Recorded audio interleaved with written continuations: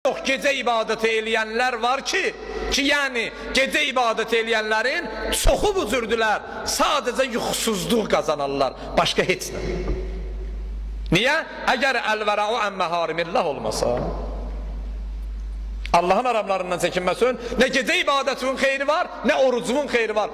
Allah Həzrəti Davuda vəhiy göndərdi. Davud, bilirsən qiyamətdə mən cəhənnəmə saldığım ilk tayfalar kimdir?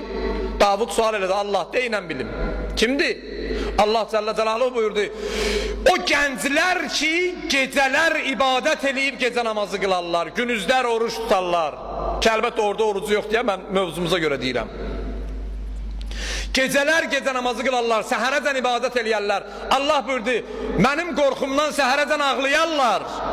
Mən cəhənnəmə birinci onları salacağım. Həzrəti Davud təəccübləndi, ilahi, niyə o gənclər ki, gecələr ibadət eləyirlər, qorxundan ağlayırlar, gecə namazı qılırlar, birinci də cəhənnəmə onlar gedirlər.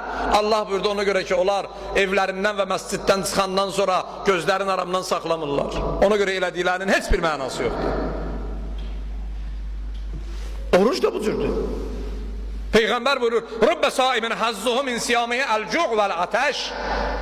Oruçdanların çoxunun qazancı orucdan susuzluq və aclıqdır. Buna görə ki, əl-vərəva ən-məharimillahları yoxdur. Allahın haramlarından çəkinmirlər. Allahın haramlarından çəkinmirlər.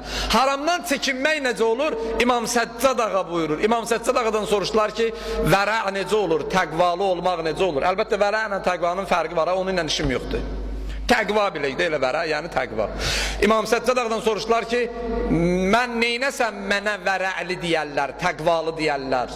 Allahın haramlarından çəkinmiş olaram. Təqvalı olmağım harda bilinər? İmam Səccad ağa buyurdu, əl-vərəqu fil xəlvə. Təqvalı olmağımız xəlvətdə bilinər.